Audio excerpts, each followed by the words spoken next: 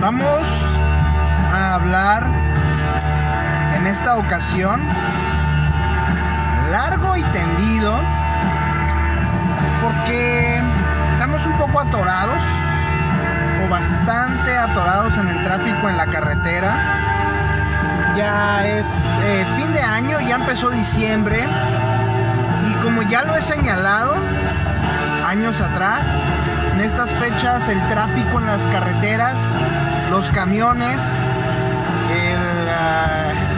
los embotellamientos y desafortunadamente también los accidentes comienzan a volverse más constantes, continuos, seguidos, repetitivos. Así que bueno, aquí vamos a estar unos cuantos minutos, lo cual nos da oportunidad de platicar largo y tendido de un disco que me gusta mucho escucharlo. Definitivamente no es mi favorito de este grupo, pero tiene muchas cosas particulares o peculiares. Estoy hablando del disco de The Wall, de la banda inglesa Pink Floyd. Disco publicado, dependiendo de dónde lo busques, puede ser el 30 de noviembre o el 1 de diciembre del año 1979. ¿Qué quiere decir esto? Básicamente que el disco tiene ya 44 años, está cumpliendo entre ayer y hoy 44 años del disco The Wall de la banda Pink Floyd, y pudiera asegurar que es el disco más popular del grupo. Si a mí me preguntan, yo soy fanático del The Piper at the Gates of Dawn, cuando todavía tenían entre sus filas Pink Floyd a Syd Barrett, allá a finales de los 60s. Soy fan de los discos The Dark Side of the Moon y Wish You Were Here. En particular, Wish You Were Here es mi disco favorito de los Pink Floyd. Y bueno, ya después podría poner el Animals o podría poner precisamente este disco de The Wall. Aunque digamos que para la mayoría de la gente el disco más famoso de Pink Floyd es y será siempre The Wall. Para los conocedores, pues algunos dirán Dark Side of the Moon, otros dirán The Piper of the Gates of Dawn, otros dirán Animals, otros dirán Wish You Were Here. A mí el que más me gusta, repito, es el Wish You Were Here. Ahora bien, The Wall es un disco doble publicado en 1979. Para esa época las bandas de rock clásico prácticamente eran unos dinosaurios. Había un grupo en particular que había adaptado la música disco al mundo del rock and roll y al rock clásico, y era muy famosa en esa época. Estamos hablando de The Electric Light Orchestra del señor Jeff Lynne, que tenía canciones con el sonido similar a los Beatles. Siempre he dicho, ¿qué prefieres? ¿Los Electric Light Orchestra o Cheap Trick? En el tema de fanáticos de los Beatles, grupos con sonido a los Beatles. Y bueno, The Electric Light Orchestra estaba fusionando el rock clásico estilo de los Beatles con la música disco, muy famosa en aquella época. Hay que recordar que también en aquella época ya había sucedido el estallido de la música punk, más o menos del 77 al 78. Y bueno, muchos de los, como les digo, grupos de rock clásico eran vistos como grandes dinosaurios. Entonces los grupos de rock comenzaron a hacer un poco cosas extrañas. Deep Purple casi desaparece por algún momento. Led Zeppelin casi desaparece luego de la muerte de John Bonham. Black Sabbath se separa de Ozzy Osbourne. Ozzy Osbourne se separa de Black Sabbath luego de un par de discos malitos, la verdad. Y Y bueno, Pink Floyd comienza a tener a partir del 77 muchos problemas internos. Wright y Mason se dedican a hacer sus proyectos personales. Roger Gilmore, digamos que todavía estaba ahí. David Gilmour, perdón. Me confundí con Roger Glover de Deep Purple. David Gilmour todavía estaba ahí entre sí y no. Y prácticamente quien toma la batuta esta vez completa, porque también la tenía en Dark Side of the Moon y en Wish You Were Here. Aquí totalmente Roger Waters, el megalómano de Roger Waters, toma totalmente las riendas del grupo. Prácticamente The Wall, yo me atrevería a decir que es un disco solista de Roger Waters. Un muy buen disco, con colaboraciones importantes, eso sí, de David Gilmour y del productor y arreglista Bob Ezrin. Ya prácticamente The Wall es un disco de Pink Floyd solamente en nombre. El grupo realmente ya está muy distanciado. Y prácticamente Bob Ezrin aquí se convierte en un colaborador muy grande, muy fuerte de el señor Roger Waters. Y David Gilmour aporta también lo que mejor sabe hacer, tocar la guitarra. Ahora bien, muchas bandas se habían tratado de adaptar el tema de la música disco. Los Electric Light Orchestra, Rod Stewart, Do You Think I'm Sexy, I Was Made for Loving You, The Kiss, Another One Bite the Dust, The Queen. Y bueno, ahorita se me escapan algunos, pero muchos grupos hicieron su intento con la música disco. Obviamente los Bee Gees, que se convirtieron en las grandes estrellas de la música disco y que transicionaron del rock de los 60s a esta música. Y precisamente cuando me dicen, oye, es que Another Brick on the Wall ¿se puede bailar? Sí se puede bailar, porque prácticamente es una canción de música disco. Muchos les va a causar shock. Es que Pink Floyd no es disco. Claro que no, es casi un disco solista del señor Roger Waters. Y sí, Another Brick on the Wall es una canción de música disco, obviamente con las guitarras bastante interesantes y legendarias del señor David Gilmour, por supuesto. Pero no podemos negar ese hecho. Y no es algo malo, como repito, porque muchos grupos de rock clásico de la época estaban experimentando con este tipo de ritmos. Hay incluso una canción de Lou Reed, Disco Mystic se llama la canción, y mete prácticamente música disco. Todos estaban experimentando con estos sonidos, e incluso el señor Roger Waters, que ya lo traía de atrás, estaba también implementando la anarquía, la violencia, el nihilismo desafiante de la furia del movimiento punk. Eso también lo estaba agregando Roger Waters por añadidura en este disco de The Wall. Hay muchas canciones, como les digo, muy anárquicas, desafiantes, furiosas, nihilistas, totalmente rebeldes, subversivas. Eso es algo interesante, que siempre lo ha tenido Roger Waters, aunque sea en papel. La verdad es que es un títere de muchos dictadores actualmente, pero como músico no le puedes quitar su valor, su reputación, su peso en oro. Definitivamente no. Y bueno, The Wall precisamente se beneficia mucho de las guitarras de Roger Gilmour, David Gilmour, otra vez Roger Waters, David Gilmour, bla bla bla. El caso es que la guitarra de David Gilmour hace un papel también protagonista.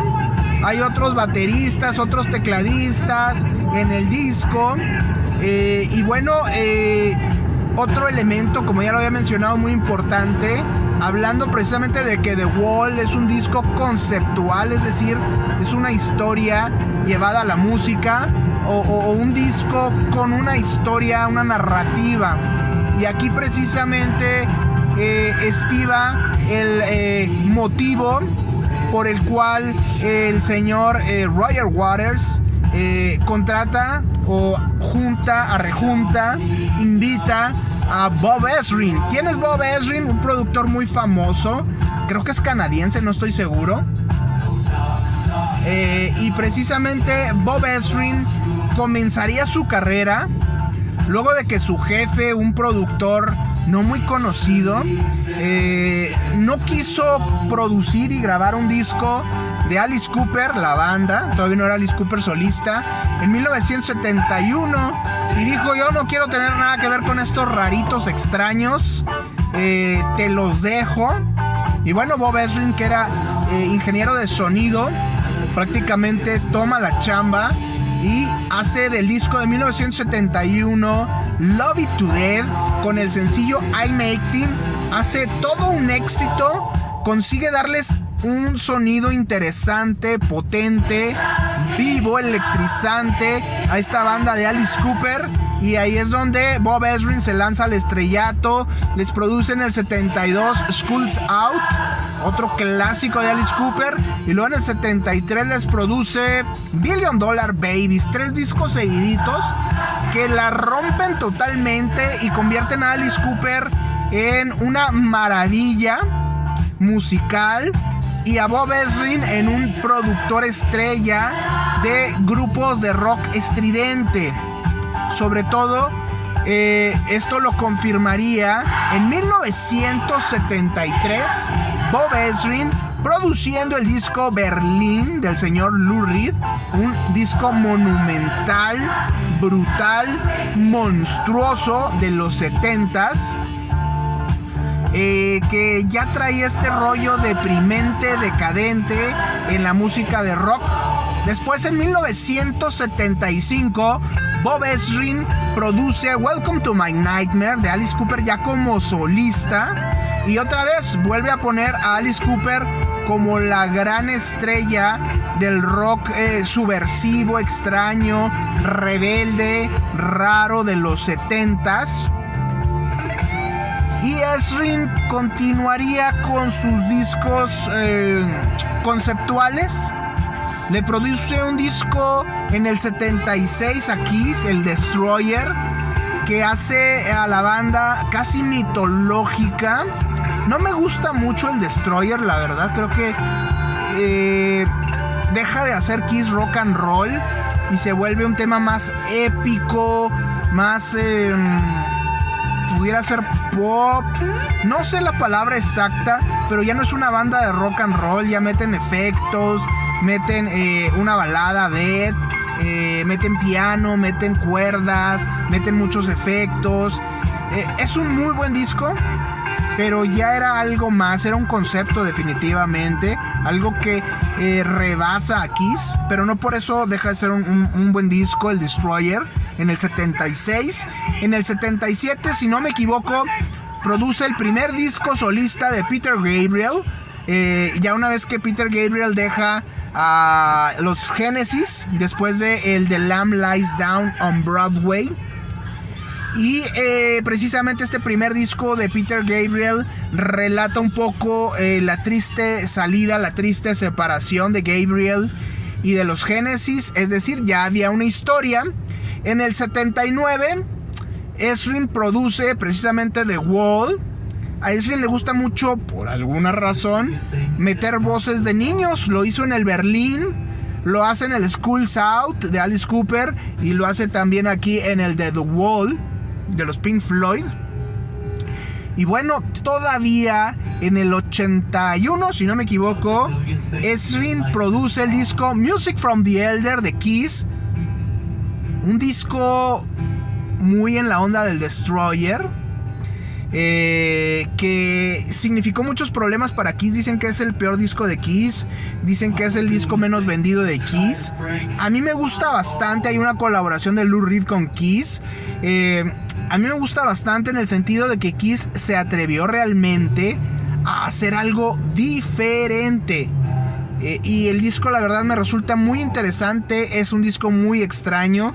Y bueno, ya después Bob Ezrin produciría otros grupos como Jane's Addiction, como los Deftones más adelante.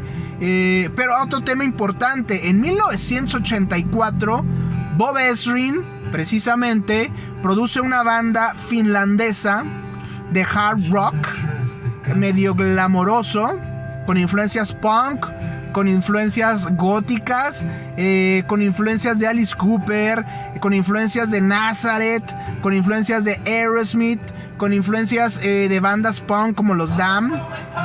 Y estamos hablando ni más ni menos que de Hanoi Rocks. ¿Por qué hago mención de este disco Two Steps from the Move? El disco debut en una gran disquera, no me acuerdo si era Epic o cuál era la disquera, de los Hanoi Rocks en 1984. Hago mención porque prácticamente con este disco, no conceptual, pero sí muy muy bueno, Hanoi Rocks es una excelente banda de hard rock. Con este disco prácticamente son 2 o 3 discos. El Quiet Riot de 1983, y este disco de 1984. Obviamente también sale en el 84 Van Halen, pero prácticamente con este disco Bob Ezrin en 1984 con los Hanoi Rocks inventan lo que sería el hair metal de los 80s, y prácticamente pudiéramos decir, atrevernos a decir que este disco Two Steps from the Move de los Hanoi Rocks antecede en cierta forma lo que sería el disco Appetite for Destruction de 1987 de los Guns N' Roses, el de los mejores discos de esta época de los 80s, del hard rock, del hair metal, etcétera, etcétera, como le quieran llamar. Entonces de ahí la importancia y por qué menciono precisamente también a Bob Ezrin en esta producción. Ahora, como les digo, Bob Ezrin escribió una historia para este disco sobre ciertos problemas que traía ahí con el estrellato, con sus compañeros de grupo, Roger Waters. Y bueno, Waters aborda su tema favorito, Syd Barrett, el líder alguna vez de los Pink Floyd, que de alguna manera fue parte de la inspiración que tuvo Roger Waters para escribir Dark Side of the Moon, Wish You Were Here, etcétera, etcétera. Y bueno, también aquí se convierte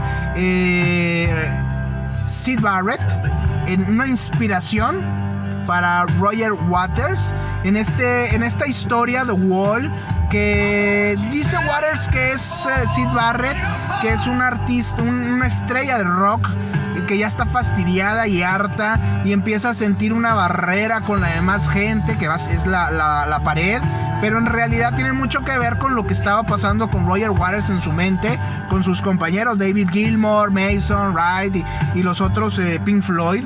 Básicamente mezcla un poco la mitología de Barrett y lo que le estaba pasando. Eso es lo que hace quizá muy interesante a The Wall. Tiene canciones muy buenas, tiene canciones excelentes, pero yo diría una cosa. Es una canción, es un disco conceptual, es una suite que se repite un poco, es un ciclo muy al estilo del Sgt. Pepper's, de los The Beatles, del Pet Sounds o del Smile de los Beach Boys. Es un ciclo, es una suite, algo como el Closer to the Heart de los Yes. Y aquí cabe decir que yo siempre he dicho una cosa: Pink Floyd no se me hace una banda progresiva. Mucha gente otra vez va a decir, primero dijiste que Pink Floyd tocaba música disco y ahora me dices que no es progresivo. Progresivo en el sentido, por ejemplo, de unos Yes, que sabemos que son unos musicazos. Progresivos en el sentido de unos Emerson, Lake and Palmer, que son unos musicazos. Progresivos en el sentido de unos Genesis, que son unos musicazos. A eso me refiero. Sí, definitivamente caen por ahí en ese género, pudiéramos decir. Pero yo veo más a Pink Floyd, por ejemplo, como algo muy similar a los Radiohead. No vamos a decir que Radiohead es una banda alternativa, que es una banda progresiva, que es una banda de grunge, que es una banda indie. Simplemente es una banda con ideas, eso sí, muy progresistas, muy de mezclar cosas, de hacer cosas diferentes, de inconformistas, de retarse.